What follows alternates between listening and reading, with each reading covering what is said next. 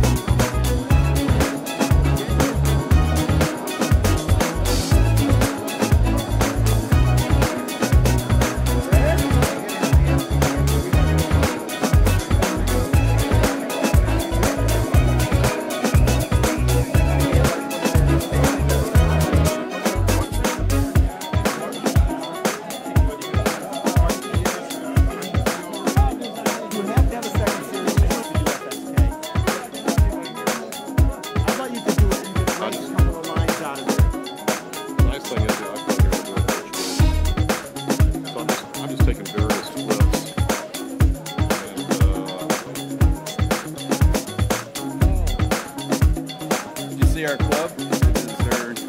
Where are they at? Did you see them yet? Alright. They're going down. No way. They're going to have keys all over them.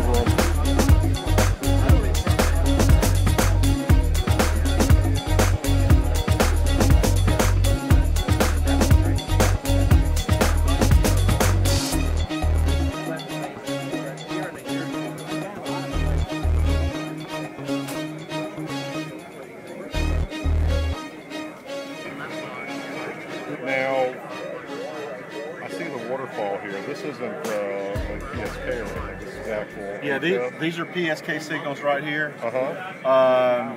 This is all CW that's in this piece here. And I have seen a couple, you see this signal right there that's two parallel lines? Yeah. That's RTTY. That's ready. Okay, now what's up here? This is all CW. Okay. So, can you be doing CW and running the digital modes at the same time? Well, or would you have to have two antennas, like a receive and a? You could. Well, you can only run one mode at a time. Okay.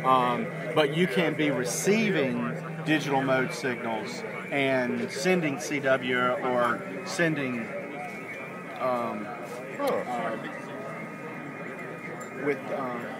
We have a watch receiver and a second receiver that you can do some full duplex stuff with. Now I have a Venture paddle, so I'd have to have an adapter to step the plug down, or just change the plug. Change the plug, or go to Radio Shack, buy a 1/4-inch to 1/8-inch stereo plug.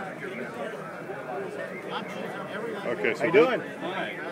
Now you said this was $619. $619. Now how much is the bigger bad boy down here? The blue one is $1,600, and this one's $2,700. And what are these allowing you to do that this one won't? They have higher sampling rates, so you can see larger bandwidth. The Flex 5000 has a lot more I/O capability to it. Okay. You can also upgrade. You can put upgrades in this radio. You can add a second receiver. You can add 2 meters 440. You can add an ATU to it. So this is basically a modular type of radio. The other two are fixed configurations. Now is this, let's see here, is this one here, now is this a hard drive? Is it flash? Is it flash RAM? Or? There's some EEPROM memory in it. That's about it. Okay, is there any hard drive utilization at all, or it's basically you'd use your computer? You use your computer. Okay. I mean, is it open source? Yes. So you're able, oh, okay.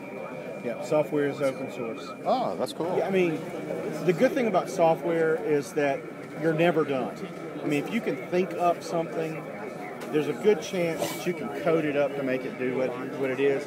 I will say that it's gone way beyond the experimenters kind of thing. I mean, these are mainline production level, radios and everything. That's just. I mean, hell, the nice thing with this is get two LCD monitors, run this on one. You can do your QRZ, your DX spot, and all the other stuff on the other. Yep. And of course, the bad thing is, if your computer goes down, then you're ready. That's sort of the downside. Now, will this run?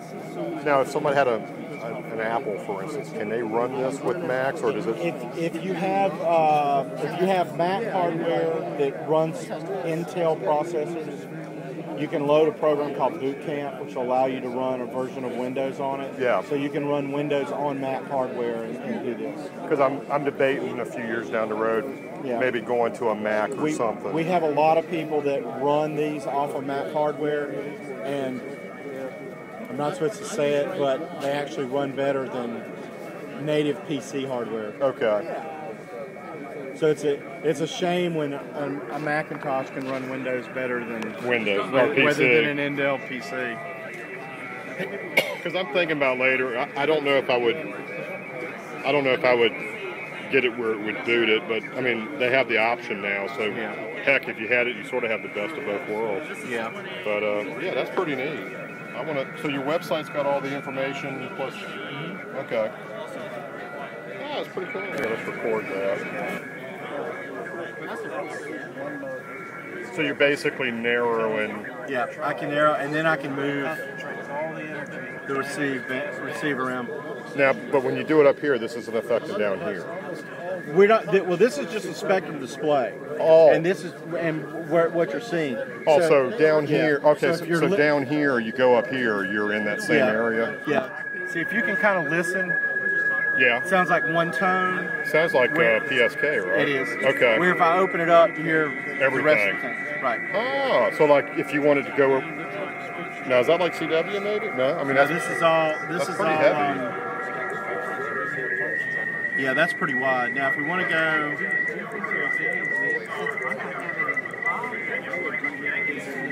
Okay. Okay. Here's let me change this.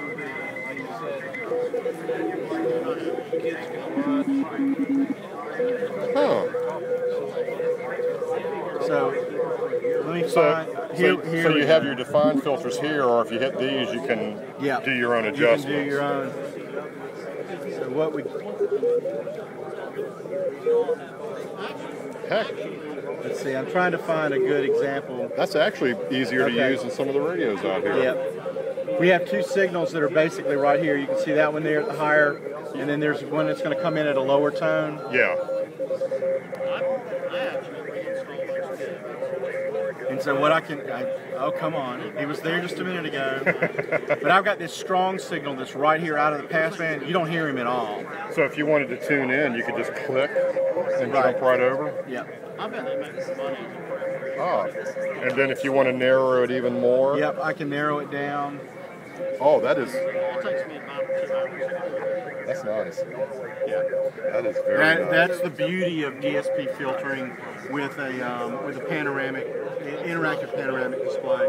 But the nice thing as well is you're not having to go out and buy filters either. You don't buy a single filter. Because like I have a Kenwood TSA 50. I mean, I've put all the filters in except I think the 500 hertz filter, and I have slope tune. That's pretty much it. Here you've got. Yeah, you can define your filter width and the position in the pass band. So you're chatting, you're doing a net, and some idiot keeps in there saying a-hole or whatever, and you're trying to get rid of them. You can actually narrow that down just to wipe them out. Yeah, that's sweet. And you got all your modes right here. Yep. Solid state drive. Huh. It's going to score. You've piqued my curiosity because this is the first time I've really. Yeah. Now I noticed that display though you're not seeing the waterfall and spectrum. You've got two spectrums. Yeah. This is our 5000 with a second receiver. So what you're actually seeing. It's two receivers. You're seeing two independent receivers operating at the same time. So up top, I see you got dual VFOs. Okay, I see it. This is single. Well, you got two VFOs here. You can run split. There's a VFOB. So like you can a red. yeah. Okay. So you can run split and. So I could go here. I'm listening here. I could set up my transmit. Okay. But this is actually two independent. Two physical receivers. But two receivers, one transmitter. Yes. So you have to flip. So whichever VFO you're on. Right. We have a TX button here, so you can change whichever VFO you want to transmit on the fly. Now on this one though, can you do writ and everything on there as well? Okay. Oh yeah. Okay. That was a dumb question to ask, but I just. No questions are dumb. Yeah, it is, but it's nice to hear it's not. No questions. I have heard some that were doozies, but no. I guess what was throwing me off was the two separate receivers. I guess you got more of the controls at the bottom. Yeah, there's So we've got different mode controls, filter controls, our DSP controls for the second receiver, which you don't see on this because we don't have that hardware capability. Now, and of course, when you buy this, it's already put together. There's no kit or nothing that. It's just everything. And where are you based out of? So this one you said is the 619 or 620. 619. Yep. So that would be more of an affordable way to get into it. Yeah, it's basically our entry level because it's got all the same software capabilities, features that the upper end ones do. And then you just. Okay, so you'd have to switch over to a BNC for your antenna. When you buy the radio, it comes with an adapter. To go from a PL259 to... Okay. No, that is... because like I said, the 850, Kenwood's stopping to make parts and everything for it. So I know after a while, if something goes bad, this is actually nice, especially for the size. Yeah. And the cost is not bad either. No, I mean, that's cheaper than a HF rig. Now, will this just do HF, or can it also do VHF, UHF? It's 160 through 6 meters. Okay. Do you make any that will do that, or are you anticipating? We have a module that goes in this one that'll do 2 meters and 440. That's even nicer. And it's a full duplex, so it's set up for satellite. The multifunction controller. That's something you sell? No, this is a third-party product. This is primarily this is a gaming controller. Okay. That we've got some software hooks into it so that you can assign different functions to the buttons and you can do it from a controller. That looks sweet. Your presentation has changed my views on software-defined radio. Good, that I've done my job. I can keep it. No, because plug this box in. I'm using my computer, right? And instead of having to spend thousands of dollars for that high-end Yaesu, I can spend a couple of thousand, and my computer will do it. And there's a good chance that the receiver in this little $600 box is better than some of those high-end boxes. Mm-hmm. The $10,000 Icom radio, this receiver outperforms that $10,000 receiver. Which I wouldn't put 10,000 in one anyway. Oh, I don't have the money, but I mean, antennas maybe, but. Yeah. Oh yeah, antennas definitely, but not the radio. Yeah. Cool. That's one thing I like about Tintec. I got a dedicated button.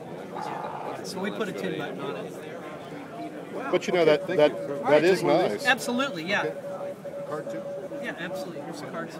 No, but that is nice compared to the price of some of these big high-end, like that $18,000 rig up front. You know what? This would Mr. be more. Hilberling he's an amazing engineer, but that's a price point that not everybody can afford. That's a Donald Trump radio. I mean, I guess, yeah. I mean, there are people. I guarantee you, there are people that will purchase these radios because they are like that. Wave, Vic.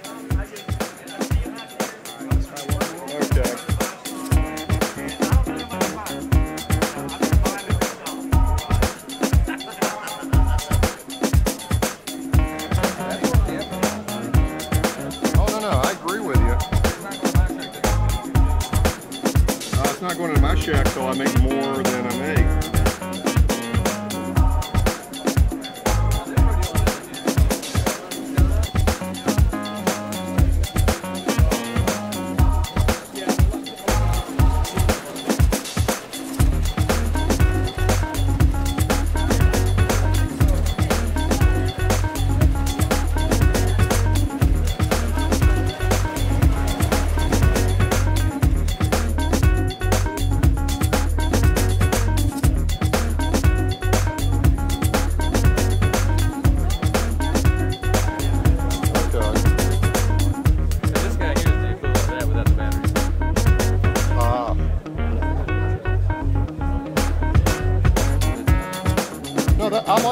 I like what you showed me on that radio. I mean, that's a Yaesu I would consider.